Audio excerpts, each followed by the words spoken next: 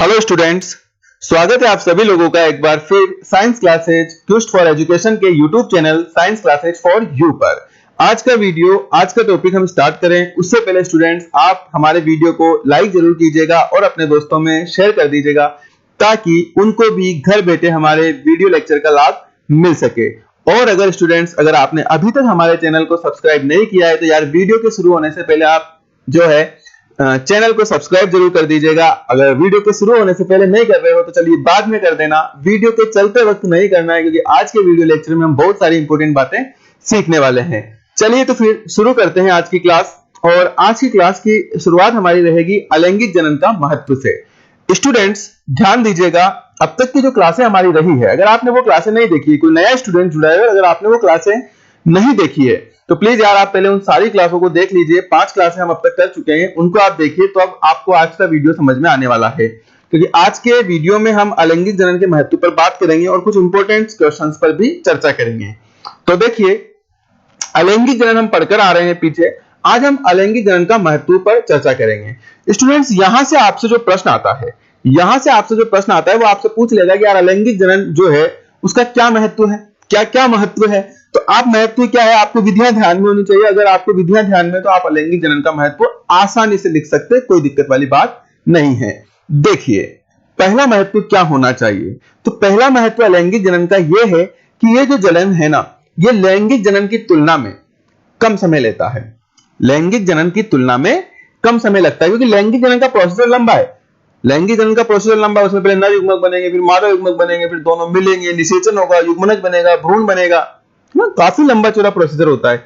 अलैंगिक जनन में इतना लंबा प्रोसीजर नहीं होता है। एक अमीबा है, कोशिका विभाजन करेगा, 2 टुकड़ों में टूट जाएगा, 2 नए अमीबा बन जाएंगे। तो पहला महत्व आपको जो ध्यान रखना है, नोट कर लीजिए, पहला महत्व क्या है कि यह जनन की एक तीव्र विधि है, तीव्र फास्टेस्ट है। यह जनन की 2 बार जनन लिखा गया, आपको एक ही बार लिखना है। यह जनन की एक तीव्र विधि है जो लैंगिक जनन की तुलना में कम समय में पूर्ण हो जाती है। पहली बात बिल्कुल इजी है, आसानी से आपको याद रह जाएगी। 4 महत्व आप और याद कर लीजिए। दूसरा क्या है, इस प्रकार के जनन से प्राप्त संतान। देखो अलैंगिक जनन में हमने पढ़ा, 2 बार पढ़ा, एक हम अलैंगिक जनन पढ़ रहे थे तब, और एक अलैंगिक जनन की जब अंतिम विधि पढ़ रहे थे कायिक प्रवर्धन, तब भी हमने पढ़ा कि अलैंगिक जनन के फलस्वरूप जो संतानें उत्पन्न होती है वो शारीरिक रूप से, अब थोड़ा सा यार टाइपिंग मिस्टेक तो हो जाता है, अब हम भी जब आपके साथ दोबारा पढ़ने को ये मिलता है ना तब हमारी दोबारा नजर जाती है। तो बिल्कुल आप समझ रहे हो कि ये जो है ना शारीरिक, पता नहीं क्या लिखा गया ये है ना, अब मुझे भी नहीं समझ आ रहा, लेकिन आप इस पर ध्यान दे लीजिएगा। ये क्या है, शारीरिक है ना, शारीरिक,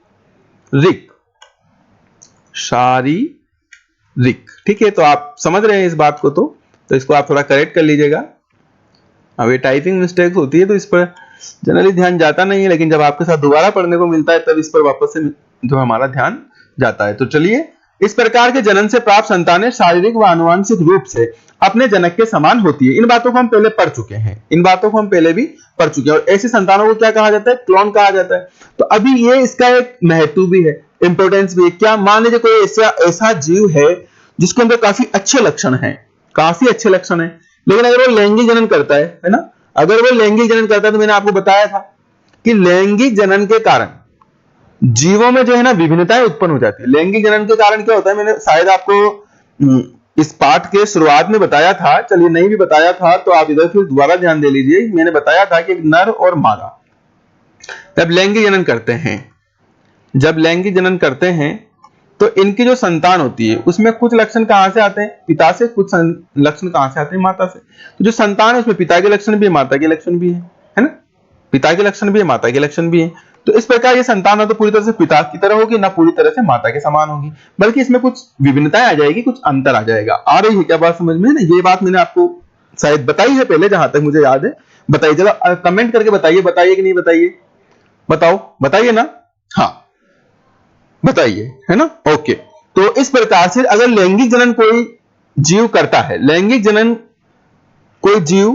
करता है तो उसके फलस्वरूप जो संतान उत्पन्न होती है उसमें विभिन्नताएं आ जाती है। तो फिर जो लक्षण इसमें थे प्योर लक्षण वो थोड़ी ना इधर आए हैं, थोड़े चेंज हो गए लक्षण। लेकिन अगर मान लीजिए जो कायिक जनन करता है या लैंगिक जनन करता है तो जैसा जनक है वैसी ही क्या होगी, वैसी ही संतान होगी, वैसी ही संतान होगी। ठीक है ना। तो इसके हूबहू लक्षण किसमें आ जाएंगे, इसमें आ जाएंगे। यानी अगर इसमें अच्छे गुण हैं तो ये एक फायदा है कि इन अच्छे गुणों को हम पीढ़ी दर पीढ़ी स्थिर बनाए रख सकते हैं। कौन से जनन के द्वारा, कौन से जनन के द्वारा, अलैंगिक जनन के द्वारा। कौन से जनन के द्वारा, अलैंगिक जनन के द्वारा। तो आ रही है आपको ये बात भी समझ में, है ना, आ रही है ना ये बात भी समझ में। चलिए इसको मिटाते हैं। अब देखो थोड़ा सा समय लगेगा क्योंकि हमको ऊपर शारीरिक नहीं मिटाना है, शारीरिक नहीं मिटाना है, हमको केवल ये मिटाने हैं ना, ये मिटाने हैं। ओके, आप सोच रहे होंगे यार सर को क्या हो गया ना, मतलब पता नहीं क्या करते हैं सर कि फिर आपने शारीरिक का लिख दिया। चलो कोई ना, शारीरिक कर लीजिए। ओके, अब देखिए नए नए यूट्यूबर हैं तो छोटी मोटी गलतियां होती है, क्योंकि आज से पहले हमारा ध्यान सिर्फ क्लासरूम में होता था, क्लास के बच्चों पर होता था, पर अभी क्लास के बच्चे खुद पढ़ रहे हैं। हमारा ध्यान इधर यहाँ पूरी टेक्नोलॉजी पे लगा हुआ है कि यार कहाँ से कौन सा बटन पकड़े रखना है, कौन सा छोड़ना है ना, तो थोड़ा सा तो हो ही जाता है। चलिए आगे बढ़ते हैं। ओके, आ गया क्या यहाँ तक का समझ में। दो महत्व हो गए, तीसरे महत्व पर चर्चा करते हैं फटाफट से। तीसरा महत्व क्या है, यह एकल व सरल जीवों की संख्या में निरंतरता बनाए रखने के लिए महत्वपूर्ण है ना। मान लीजिए कोई एकल जीव है, सरल जीव है, सरल जीव मतलब उसमें अंग नहीं है, तो फिर वो लैंगिक जनन तो कर नहीं सकता। अगर लैंगिक जनन नहीं कर सकता है तो फिर वो तो खत्म हो जाएगा, उसकी तो पूरी जो है जाति ही नष्ट हो जाएगी। लेकिन ऐसा नहीं होता है। ऐसे जीव क्या कर लेते हैं, अलैंगिक जनन की विधि डेवलप कर लेते हैं। जैसे मैंने लेसन के शुरुआत में, चैप्टर के शुरुआत में बांस का एग्जांपल आपको दिया था कि बांस अपने पूरे जीवन काल में एक बार पुष्पन करता है। तो इस दृष्टि से वो पूरे जीवन काल में सिर्फ एक बार पुष्प उत्पन्न करेगा, है ना, और नए बांस उत्पन्न करेगा। लेकिन उसने क्या करा, अपने अंदर अलैंगिक जनन की विधि को डेवलप कर लिया ताकि वो अपनी जाति के जीवों की संख्या की निरंतरता को बनाए रखें। तो ये भी एक अलैंगिक जनन का महत्व है कि जो जीव एकल होते हैं, जिसमें नर और मादा का डिफरेंशिएशन देखने को नहीं मिलता है, जो जीव सरल होते हैं, जिनमें नर जननांग और मादा जननांगों का निर्माण नहीं होता है, तो ऐसे जीव भी अलैंगिक जनन के द्वारा अपनी संख्या में निरंतरता बनाए रखते हैं। तो यह महत्व भी आपको समझ में आ रहा होगा। चौथे महत्व पर बात करते हैं, पादपों में ऐसे, अब पादपों की बात आ रही है। देखो पादपों में अलैंगिक जनन का क्या फायदा है। तो पादपों में ऐसे पादप जिनमें बीज का निर्माण नहीं होता, बीजों का निर्माण नहीं होता। बहुत सारे पादप ऐसे जिसमें बीज नहीं आते, या आते हैं तो उनमें अंकुरण की क्षमता नहीं होती है। जैसे मैं आपको बता देता हूं, केला है, केले में बीज नहीं होता है। होता है क्या, आपने देखा है, किसी ने देखा हो तो बताना मुझे, है ना। होता है, नहीं होता है ना केले में बीज। हाँ, तो फिर केले में बीज नहीं होता तो फिर केला उगेगा कैसे। तो हमने कल भी बात करी थी कि केला, केला का जो तना है ना, बताइए क्या कहलाता है, केले का तना। रिवाइज करते जाइए, लिख दीजिए, गलत लिख दीजिए, कोई बात नहीं है ना। कौन सी यहाँ सजा मिलने वाली है ना, ऑनलाइन में तो कुछ नहीं होने वाला। अच्छा, हम तो ऑफलाइन में भी सजा नहीं देते हैं कभी, है ना। तो बिल्कुल इंटरेक्शन अच्छा होना चाहिए, है ना, आपस में बातचीत होती रहनी चाहिए। उससे क्या है कि क्लास का माहौल अच्छा रहता है और मन लगा रहता है, बोर नहीं होते, है ना। तो कल केला हमने पढ़ा था और हमने पढ़ा था कि यार केला जो है उसमें उसका जो तना है वो प्रकंद टाइप का होता है। कौन सा, प्रकंद। और उस तने से एक नए केले का पादप तैयार हो सकता है। तो बिल्कुल ऐसे पादप जिनमें बीजों का निर्माण नहीं होता है, तो उनमें अलैंगिक जनन जो है उसके द्वारा नए पादप का निर्माण होगा।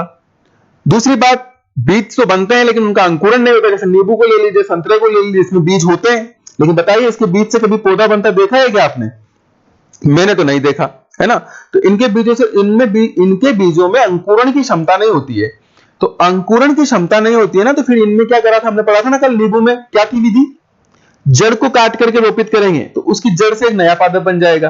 तो इस प्रकार से वे पादप जिनमें बीजों का निर्माण नहीं होता है या फिर बीजों में अंकुरण की क्षमता नहीं होती है, उनमें कायिक प्रवर्धन द्वारा अलैंगिक जनन एक उपयोगी विधि है। आ रहे हैं यहां तक अलैंगिक जनन महत्व समझ में, अलैंगिक जनन का महत्व। तो ये ऐसे टॉपिक्स हैं स्टूडेंट जो आपको बुक्स में होते हैं। एनसीईआरटी का तरीका अलग है पढ़ाने का। एनसीईआरटी आपको बहुत सारा नोट्स बना करके नहीं देगी ना। जैसे इससे पहले जो आरबीएससी की बुक चलती थी उसमें सब कुछ मिल जाता था, लेकिन एनसीईआरटी आपको एक टास्क देके छोड़ देती है। एनसीईआरटी का पढ़ाने का तरीका अलग है, वो आपको एक टास्क देके छोड़ देती है कि भाई आप, ये टास्क है आपके पास, तो आपको खुद को उसको सॉल्व करना होता है। तो इस तरीके से इसका सिलेबस चलता है। तो ये चीजें ऐसी जो आपको लिखी हुई नहीं मिलेगी, लेकिन एक्चुअल में वो पूछ सकता है आपसे परीक्षा में, क्योंकि एनसीईआरटी ने अपने सिलेबस में इसको इंक्लूड किया है, अलैंगिक जनन के महत्व को इंक्लूड किया है, तो आपसे पूछा जा सकता है। तो आप इन महत्वों को अच्छे से ध्यान रखोगे और मैं तो समझता हूं कि आपको याद ही हो गए होंगे, है ना, कोई विशेष बातें नहीं है। चलिए लास्ट, अच्छा लास्ट क्या, चार ही थे बस, है ना, चार महत्व इंपॉर्टेंट है, आप इसको ध्यान रख लीजिए, बाकी तो बहुत सारे हैं। है ना, कुछ भी आप मन से बना करके लिख सकते हो फिर तो, कि जैसे मान लीजिए कि यार कोई मैदान है तो या बंजर भूमि है तो उसके अंदर जल्दी से आप उसको हरा भरा करना चाहते हो तो वहां पर आप ये लगा सकते हो। अलैंगिक जनन की विधि वहां पर ज्यादा फायदेमंद होगी, तो ये हो सकते हैं। जैसे आप इन चार को ध्यान रखिए, अपना काम इन चार में हो जाएगा। तो ये अलैंगिक जनन और अलैंगिक जनन के महत्व तक की बातें हमारी हो गई। तो यहां तो अलैंगिक जनन हमारा समाप्त हो गया। ये पार्ट, ये चैप्टर दो भागों में बटा हुआ है। जैसा कि आप जानते हो, पहला भाग अलैंगिक जनन और दूसरा भाग लैंगिक जनन। तो पहला भाग हमारा यहां पर समाप्त होता है। क्लियर है? ओके। अब दूसरा भाग लैंगिक जनन हम शुरू करें उससे पहले हम कुछ प्रश्नों को यहां पर देखेंगे। अब आप सोच रहे होंगे यार ये सर, ये आज से पहले हमने HTC जैसा कोई टॉपिक या जैसा कोई हेडिंग नहीं देखा। तो बिल्कुल नहीं देखा, क्योंकि कुछ कुछ चीजें ऐसी है जो सिर्फ आपको साइंस क्लासेज पर देखने को मिलेगी, है ना, क्योंकि ये हमारी खोज है ना। HTC का मतलब आप यहां पर समझेंगे hidden, tricky and confusing questions. ठीक है क्या? देखा भी होगा आपने थंबनेल पर HTC। तो HTC कुछ नहीं है स्टूडेंट्स, ये कुछ hidden, tricky and confusing questions है। हिडन यानी कि जैसा मैंने अभी अलैंगिक जनन के महत्व की बात करी है, एनसीईआरटी में कहीं भी आपको टॉपिक लिखा हुआ नहीं मिलेगा कि अलैंगिक जनन कहां है, अलैंगिक जनन का महत्व कहीं नहीं मिलेगा। लेकिन ये उस जो टॉपिक्स आपने पढ़े हैं एक्चुअल में उसमें समाया हुआ है, उसी में हिडन है, उसी में छिपा हुआ है, पूछा जा सकता है आपसे। तो ऐसे प्रश्नों को हम यहां देखेंगे। ट्रिकी एंड कंफ्यूजिंग तो एक ही जैसे शब्द है दोनों। ट्रिकी मतलब पेचीदा, जिनके आंसर्स हमको पता है लेकिन वो हमको उलझा देते हैं, यार ये या ये थोड़ा सा बारीक सा, कहीं ना कहीं अपन नहीं बोलते एग्जाम में कि यार पेपर ने बहुत घुमा फिरा कर क्वेश्चंस पूछे हैं। तो जो घुमा फिरा करके जो क्वेश्चंस पूछे जाते हैं ना, उन्हीं क्वेश्चंस को कहा जाता है ट्रिकी एंड कंफ्यूजिंग। तो इस प्रकार के क्वेश्चंस को हम यहां पर देखने वाले हैं। तो हमारे HTC की जो श्रृंखला है इसमें सबसे पहला क्वेश्चन रहेगा ये, क्या है? पढ़िए अपने मन में। प्रोटिस्टा व मोनेरा जगत के जीवों में सामान्यतः अलैंगिक जनन किस विधि द्वारा होता है? अब देखिए यहां पर ये एक हिडन क्वेश्चन है। आपने अलैंगिक जनन की सारी विधियां पढ़ी है और पहली विधि पढ़ी आपने विखंडन। विखंडन में आपने पढ़ा कि विखंडन किसमें पाया जाता है, तो दो प्रकार का विखंडन पढ़ा, द्विखंडन अमीबा में और बहुखंडन प्लाज्मोडियम में पढ़ा। ठीक है ना। अब ये हिडन क्वेश्चन कैसे हुआ कि अगर आपसे पूछा जाएगा कि अमीबा में किस विधि द्वारा अलैंगिक जनन होता है, तो आप कह दोगे यार विखंडन, और डीपली द्विखंडन। प्लाज्मोडियम में किस विधि द्वारा होता है, तो सर विखंडन द्वारा ही होता है। या और डीपली आप आंसर दोगे तो सर बहुखंडन द्वारा होता है, ये तो आप बता दोगे। लेकिन आपसे प्रोटिस्टा या मोनेरा पूछ लिया तो आप चक्कर खा जाओगे। तो चक्कर नहीं खाना है, क्योंकि जो ये प्लाज्मोडियम और अमीबा है ये प्रोटिस्टा में ही आते हैं, ये प्रोटिस्टा के ही जीव है, ये जगत है। 5 जगत प्रणाली पढ़ी होगी ना लास्ट क्लास में 11th में, है ना, Monera, protista, fungi, Plantae and animalia. तो ये जो सेकंड जगत है प्रोटिस्टा, इस प्रोटिस्टा के अंदर ही आते हैं अमीबा और प्लाज्मोडियम। मोनेरा, बिल्कुल मोनेरा में भी एक कोशिकीय जीव आते हैं, जैसे जीवाणु, नील हरित माइकोप्लाज्मा। तो उसमें भी जो है अलैंगिक जनन पाया जाता है, द्विखंडन या विखंडन के द्वारा ही होगा। वहां पर भी किसके द्वारा होगा? द्विखंडन या विखंडन के द्वारा ही होगा। तो अगर ये प्रश्न आता है तो अब बताइए जवाब क्या होगा? तुरंत आ गया क्या समझ में? अगर आ गया तो जवाब बताओ इसका। कौन सी विधि प्रोटिस्टा व मोनेरा जगत के जीवों में सामान्यतः अलैंगिक जनन किस विधि द्वारा होता है? जरा कमेंट करिए, बताइए किस विधि द्वारा होता है, क्या आंसर रहेगा? है ना, अलैंगिक जनन तो रहेगा, लेकिन अलैंगिक जनन में कौन सी विधि? अलैंगिक जनन की जो 5 विधियां हैं उन 5 विधियों में से कौन सी विधि रहेगी? तो उन 5 विधियों में से विधि जो रहेगी हमारी वो रहेगी विखंडन। बिल्कुल सही है, विखंडन रहने वाली है। अब विखंड, जैसा मैंने आपको बताया, द्विखंडन अमीबा में, बहुखंडन प्लाज्मोडियम में। और ये दोनों जीव किसमें आते हैं? तो बच्चों, स्टूडेंट्स, ये दोनों जीव किसमें आते हैं? प्रोटिस्टा में आते हैं। हालांकि यहां मोनेरा को इंक्लूड नहीं किया है, लेकिन जो मोनेरा के जीव हैं उनमें भी विखंडन के द्वारा ही अलैंगिक जनन होगा। हालांकि मोनेरा के कुछ जीव एक प्रतीकात्मक रूप से लैंगिक जनन भी कर सकते हैं, उस पर आप क्लास 11th में चर्चा करके आए होंगे। ठीक है, तो पहला प्रश्न बहुत इंपॉर्टेंट है और आपकी एनसीईआरटी की जो सिलेबस है उसी में से हमने निकाला है, तो इसको अच्छे से याद कर लीजिएगा। अब देखिए हम कितनी मेहनत करके इन क्वेश्चंस को निकाल देना। आपको सिर्फ एक बार पढ़ना है, जबकि हम आपकी इस एक क्लास के लिए कई बार आपकी बुक्स को पढ़ रहे हैं, क्योंकि नया सिलेबस है, क्या चीजें इंक्लूड है, क्या पूछा। ऐसा थोड़ी हमारी मर्जी से ही पढ़ा देंगे कुछ भी, है ना, ऐसा नहीं होता है। हमें तो बहुत कुछ आता है, हमने वो सारा पढ़ा दिया, लेकिन वो चीज नहीं पढ़ाई जो आपके सिलेबस में है, तो फिर आपका तो नंबर कट जाएंगे ना। तो इसलिए हमें कई बार बुक्स पढ़नी पड़ती है।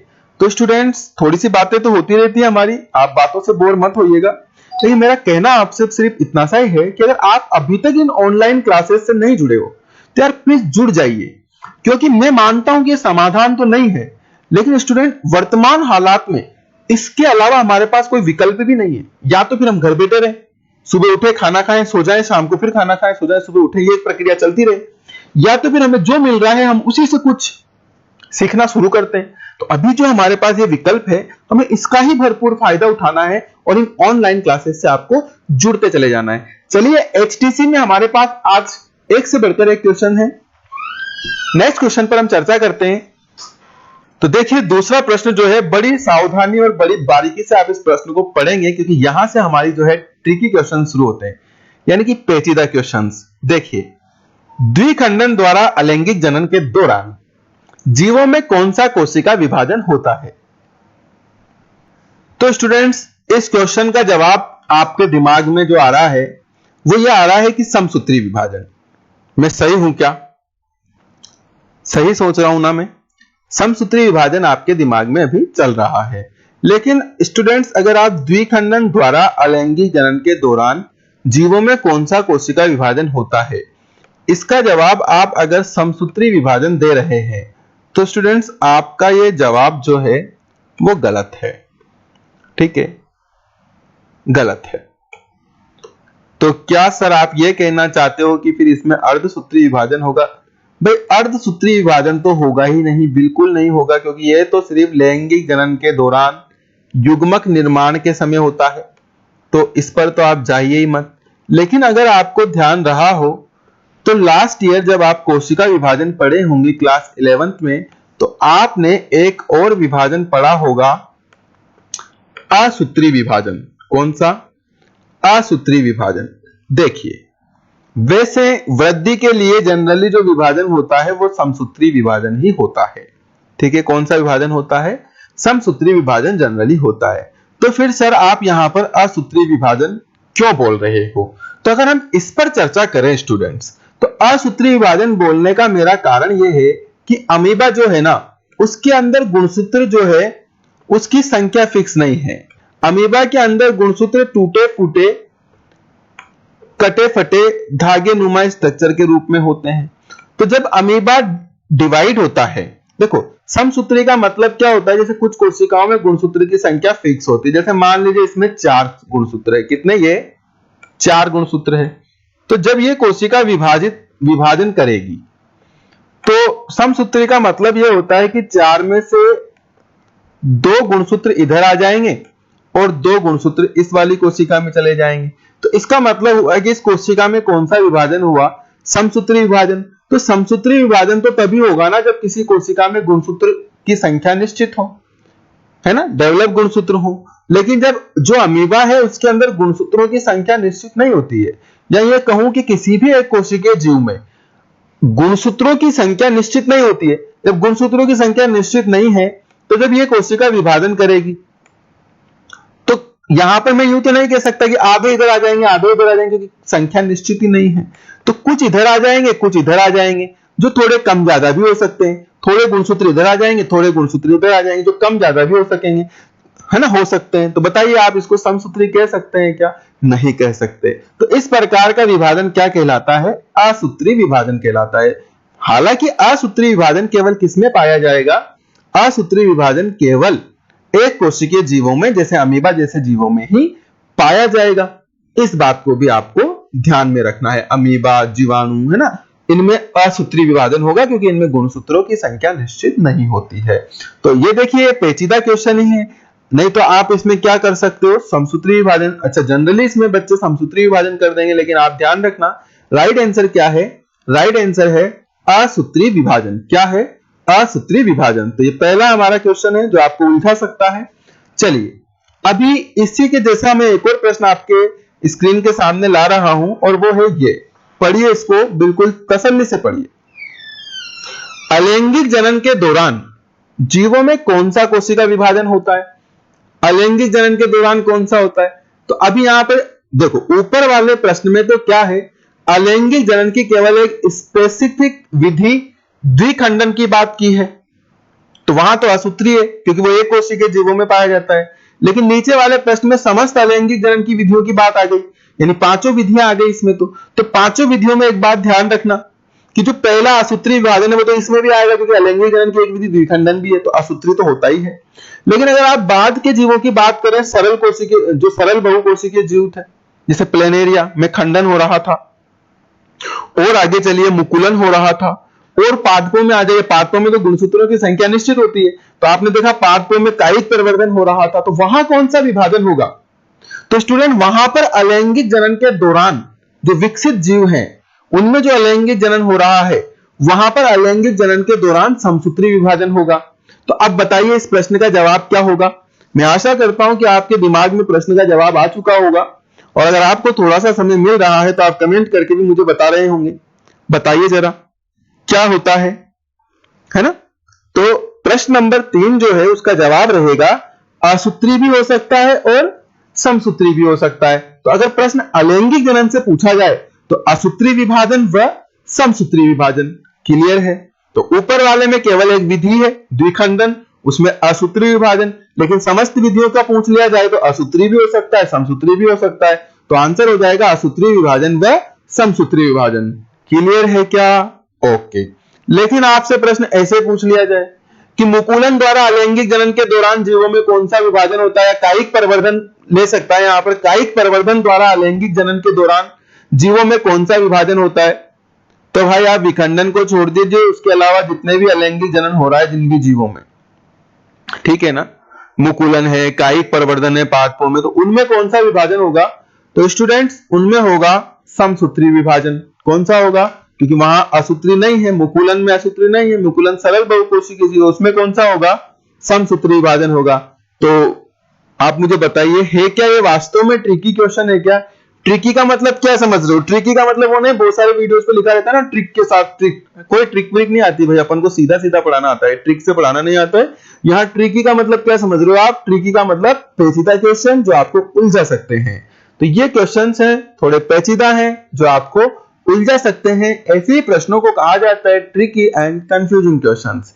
तो आ गया क्या समझ में? बढ़े आगे? चलिए तो फिर ये लीजिए, बढ़ते हैं आगे अगले प्रश्न पर। प्रश्न नंबर 5, कोनिडिया द्वारा अलैंगिक जनन किस जीव में होता है? सीधे सीधे तुरंत आंसर दीजिए फटाफट, ये याद है आपको क्योंकि मैं क्लियर करा चुका हूं। कौन से जीव के द्वारा होता है? तुरंत बताइए। बिल्कुल पेनिसिलियम के द्वारा होता है। किसके द्वारा होता है? पेनिसिलियम के द्वारा होता है। तो याद था आपको, हमने कल क्लियर किया है। कलिका द्वारा अलैंगिक जनन किस सजीव में होता है? बताइए कलिका द्वारा। तो भी क्वेश्चन वापस कंफ्यूज क्रिएट करने वाला प्रश्न है, क्योंकि कलिका, अब यहां पर कलिका का मतलब आप क्या समझ सकते हैं? कलिका का यहां पर मतलब आप कायिक कलिका समझ सकते हैं, जो आपने पादपों में कायिक परिवर्तन में पढ़ी थी। बिल्कुल समझ सकते हो क्या? हाँ समझ सकते हैं। नहीं, यहां पर ये जो कलिका है, कलिका द्वारा अलैंगिक जनन किस सजीव में होता है, ऐसा प्रश्न आता है तो कलिका का मतलब आप मुकुल से समझोगे, क्योंकि कलिका का ही एक और नाम क्या होता है? कलिका का ही एक और नाम होता है मुकुल, है ना। कलिका मतलब क्या समझा जाए? मुकुल। मैं जानबूझकर मुकुल नहीं लिखा क्योंकि मैं आपको बताना चाहता था कि कलिका और मुकुल का मतलब आप क्या समझें? एक ही समझें। ठीक है, तो अब तो आप प्रश्न तुरंत बता दोगे, प्रश्न का जवाब तुरंत बता दोगे, है ना, कि कलिका द्वारा अलैंगिक जनन किस जीव में होता है, मुकुल द्वारा अलैंगिक जनन किस जीव में होता है, तुरंत बता दोगे। अब तो आप इसका जवाब क्या है? हाइड्रा। क्या है? हाइड्रा। ये हाइड्रा है रे भाई, है ना। तो ये मुकुल तो आपको समझ में आ जाएगा ना, मुकुल वाला हटा देता हूं मैं, नहीं तो फिर ये हाइड्रा नहीं दिखेगा आपको आंसर। ठीक है, तो यहाँ मुकुल लिख लेना कोष्टक में। तो इसका जवाब क्या हो गया? हाइड्रा हो गया। चलिए प्रश्न नंबर 7 पर आते हैं। जेम्यूल्स द्वारा अलैंगिक जनन किस सजीव में होता है? तुरंत बताइए, पढ़ा हुआ प्रश्न है। जेम्यूल्स द्वारा किसमें होता है? जेम्यूल्स द्वारा किसमें होता है ना? जेम्यूल्स द्वारा होता है स्पंज में। किसमें होता है? स्पंज में। तो अब नेक्स्ट प्रश्न आपका यहाँ, ये हिडन क्वेश्चन देखिए आप, ये जेम्यूल्स द्वारा अलैंगिक जनन किसमें होता है? ये तो हमने पढ़ा है, स्पंज में होता है। लेकिन जेम्यूल्स किसे कहते हैं, ऐसा पूछ लिया तो जेम्यूल्स क्या है भाई? आपने देखा था स्पंज, मैंने एक डायग्राम बनाया था ऐसा, एरो की तरफ देखिए आप, पूरी नजरें एरो की तरफ, ऐसा गोलाकार डायग्राम बनाया था अपन ने, और उसके ऊपर एक भित्ति थी जिसपे कांटेनुमा संरचनाएं थी, ठीक है ना। तो स्पंज के अंदर जो भित्ति है, इस भित्ति के अंदर की जो कोशिकाएं है ना, ये कोशिकाएं विभाजित होती है और विभाजित होकर छोटे छोटे समूहों में बंट जाती है।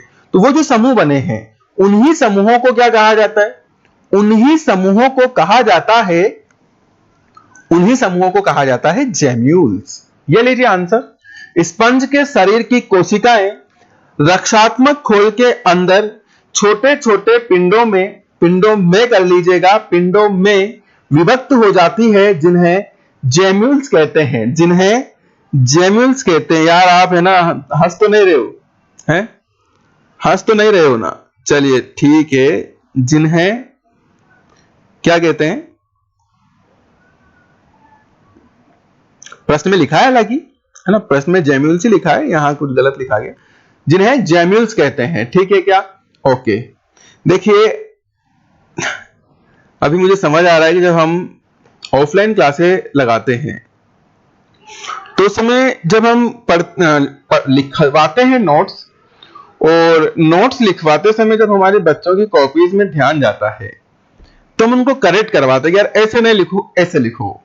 अभी सारा समय बदल गया है कि अभी लिखना भी हमको पड़ रहा है, तो निश्चित तौर पर अब आप हमें करेक्ट करोगे कि यहां आपने गलत लिखा है, यहां आपने सही लिखा है। तो जेम्यूल्स किसे कहते हैं? क्लियर है ना? क्लियर है। चलिए आगे बढ़ते हैं। चलिए नेक्स्ट प्रश्न पर बात करते हैं। नेक्स्ट प्रश्न हमारा है कि कलिका द्वारा अलैंगिक जनन किस सजीव में होता है? रिपीट हो गया क्वेश्चन रिपीट हो गया स्टूडेंट्स। आप इसको क्या करेंगे? आप इसको इस बार, कलिका नहीं है, कलिका तो हमने पहले ही कर लिया, इसको आप कर लेंगे कायिक कलिका। क्या कर लेंगे आप इसको? कायिक कलिका। तो देखिए थोड़ा सा अंतर है, इसीलिए तो हमने इस प्रश्न को किस श्रेणी में रखा? एचटीसी की श्रेणी में रखा, कि यह प्रश्न आपको कंफ्यूज कर सकता है। जब कलिका पूछा जाए, केवल कलिका यानी मुकुल, तब आपका जवाब होगा कि हाइड्रा में होता है। लेकिन जब आपसे कायिक कलिका शब्द आ गया, कायिक कलिका, तो कायिक कलिका द्वारा यानी कि कायिक कलिका यानी कि अलग अलग नाम बताइए इसके। कायिक कलिका को किस किस नाम से जाना जाता है? कायिक कलिका का एक और नाम क्या है? पत्र प्रकलिका। कभी कभी आपसे यहां पर लिखा हुआ मिल सकता है जननांगों द्वारा अलैंगिक जनन किस सजीव में होता है? तो तीनों का जवाब एक ही है। कायिक कलिका से पूछा जाए या पत्र प्रकलिका से पूछा जाए या आप किससे जननांगों द्वारा अलैंगिक जनन पूछा जाए, आपका जवाब यही होगा, अगेव, डायोस्कोरिया व ऑक्जेलिस नामक पादपों में। किस किस में? अगेव, डायोस्कोरिया व ऑक्जेलिस नामक पादपों में कायिक कलिका द्वारा अलैंगिक जनन होता है, जिसे पत्र प्रकलिका या मैं कह सकता हूं कि जननांगों द्वारा अलैंगिक जनन भी कहते हैं। हालांकि यह प्रश्न सबसे ज्यादा बार जो पूछा गया है वो जननांगों द्वारा अलैंगिक जनन किस सजीव में होता है, इस तरीके से पूछा गया है अदर बोर्ड में। लेकिन आपके बोर्ड में एक एनसीईआरटी में एक कायिक कलिका के द्वारा अलैंगिक जनन के रूप में पूछा जा सकता है। तो जवाब होगा अगेव, डायोस्कोरिया व ऑक्जेलिस नामक पादप में। चलिए अगले प्रश्न पर आते हैं। अगला प्रश्न है, अमीबा व ईस्ट जैसे सजीवों में कौन सी विशेषता पाई जाती है जो इन्हें अलैंगिक जनन के योग्य बनाती है? तो अलैंगिक जनन के योग्य कौन सी विशेषता बनाती है स्टूडेंट्स, बता सकते हो आप? ये हिडन क्वेश्चन है हमारा, ऐसा कोई आपको लिखा हुआ नहीं मिलेगा, लेकिन परीक्षा में पूछा जा सकता है। तो जवाब होगा अमीबा की जो शरीर की विशेषता है वही इसकी विशेषता होगी, कोई ज्यादा दिमाग लगाने की जरूरत नहीं। अमीबा का शरीर कैसा है? सरल व एक कोशिकीय, कोई अंग नहीं है, सरल व एक कोशिकीय। तो उसी विशेषता के कारण लैंगिक जनन कर रहा है ना। बहुकोशिकीय होते, जननांग होते तो लैंगिक जनन करता। तो आंसर हमारा बिल्कुल स्पष्ट है कि इनका शरीर सरल व एक कोशिकीय होता है, इसी कारण ये क्या कर पाते हैं? अलैंगिक जनन कर पाते हैं। इस विशेषता के कारण अलैंगिक जनन कर पाते हैं। तो आशा करता हूं कि अब तक जो हमारे एचटीसी के 10 प्रश्न रहे हैं वो 10 ही प्रश्न आपको समझ में आ रहे होंगे। बताइए आ रहे हैं क्या? यस लिखिए, फटाफट यस लिखिए, हाँ नहीं यस लिखिए, है ना। चलो ठीक है, आगे बढ़ते हैं स्टूडेंट्स। नेक्स्ट चलिए, कुछ लिखा हुआ रह गया पहले से। यह प्रश्न एचटीसी की श्रेणी से बाहर का था, लेकिन चूंकि यहां पर हम थोड़ी गलती कर गए थे पीछे, तो उसको करेक्ट करने के लिए हमने लिया है वापस से, है ना। फल मक्खी का जीवन काल कितना होता है? अच्छा, गलती तो नहीं कह सकते, लेकिन एक्चुअली क्या होता है कि कुछ बोर्ड्स जो है अपने अपने अलग अलग मापदंड रखती है। जैसे कुछ में फल मक्खी का जीवन काल जो है ना, एनसीईआरटी तो कितना मानती है, एनसीईआरटी तो 1 महीना मानती है। क्या मानती है? 1 महीना। लेकिन इस फल मक्खी के ऊपर और रिसर्च हुए, बहुत सारे रिसर्च हुए। कई राइटर्स ने जो बुकें लिखी उसमें 60 दिन, किसी में 2 महीने, किसी में 3 महीने तक इसका जीवन काल बताया गया है। तो वो थोड़ा सा हो जाता है कंफ्यूजन। लेकिन आप ध्यान रखिए एनसीईआरटी कितना मानती है? 1 महीना। तो आपको 1 महीना ही ध्यान में रखना है। लेकिन कुछ किताबों में कितना मिलता है? 50 दिन का भी मिलता है। कितना मिलता है? 50 दिन का भी मिलता है। तो अगर ऑप्शन में 1 महीना है, अगर ऑब्जेक्टिव टाइप ऑफ प्रश्न आप सोल्व कर रहे हैं तो 1 महीना, अगर ऑप्शन में है तो राइट है। अगर 1 महीना नहीं है, 50 दिन है, तो फिर 50 दिन राइट है। दोनों है तो फिर 1 महीना ही मानेंगे, क्योंकि एनसीईआरटी 1 महीना मानती है और हमारे आंसर्स जो है वो एनसीईआरटी के बेसिस पर ही करेक्ट माने जाएंगे। तो फल मक्खी का जीवन काल कितना होता है? आंसर बताइए। 1 महीना। तो आप जो आगे जो लिखा है उसमें भी थोड़ा करेक्शन कर लीजिएगा, 1 महीना ही आप आंसर इसका मानोगे। हाँ, अगर 1 महीना ऑप्शन में नहीं है तो आप कुछ किताबों के अनुसार क्या मान सकते हो? 50 दिन मान सकते हो। चलिए ठीक है, ये बातें भी हो गई।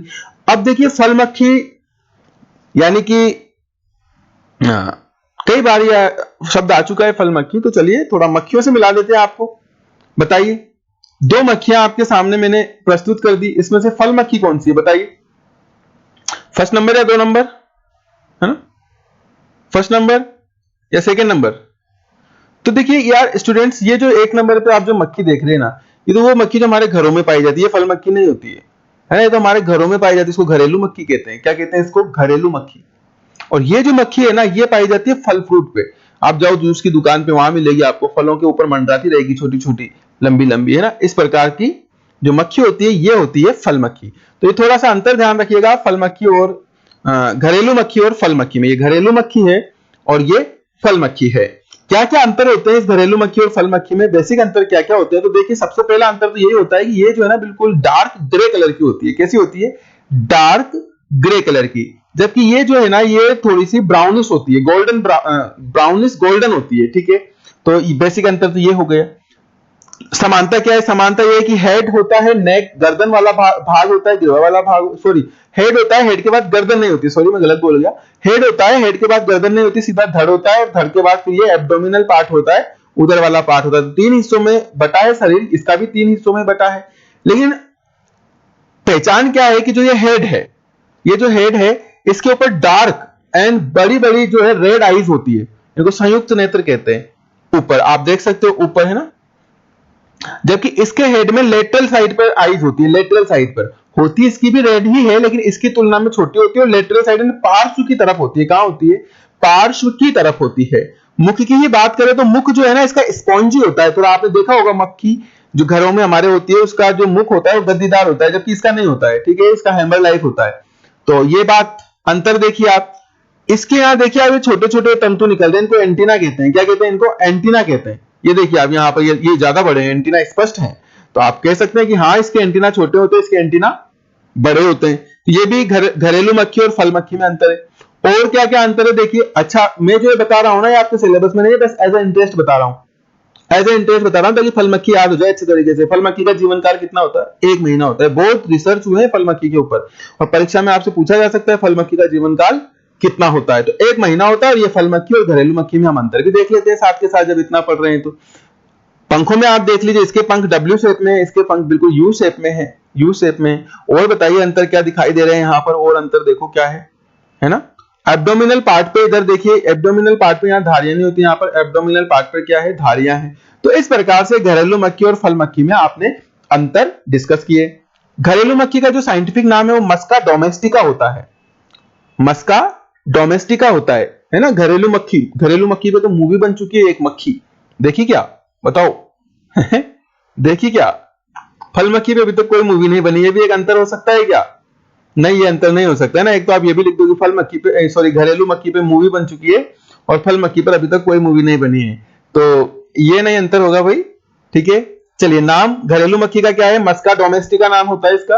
और फल मक्खी का नाम होता है ड्रोसोफिला मेलेनोगेस्टर, ड्रोसोफिला मेलेनोगेस्टर।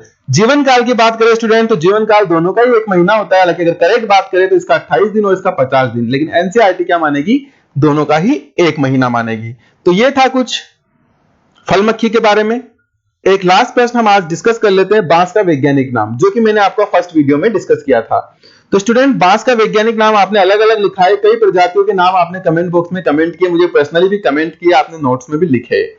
लेकिन स्टूडेंट जो बांस है, अगर आपसे बांस का वैज्ञानिक नाम पूछा जाए तो आप एक कॉमन बंबू जो होता है ना, कॉमन बांस, सामान्य बांस, वो भारतीय बांस को माना जाता है। किसको?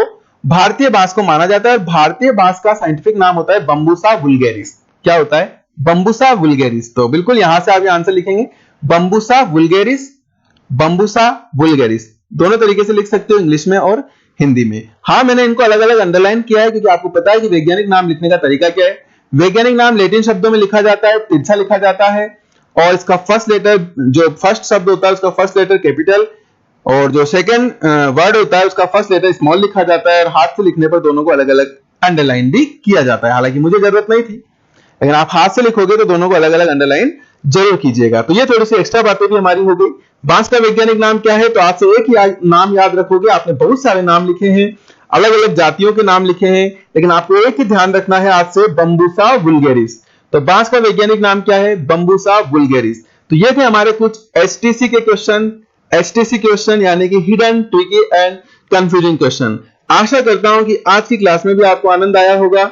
अगर आया है, आपने इस क्लास का भरपूर मजा लिया है, तो बिल्कुल कमेंट करके जरूर बताइएगा। कल फिर मिलते हैं नेक्स्ट क्लास के लिए, कल फिर मिलते हैं नेक्स्ट क्लास के साथ। तब तक के लिए बने रहिएगा साइंस क्लासेज के साथ। नमस्कार।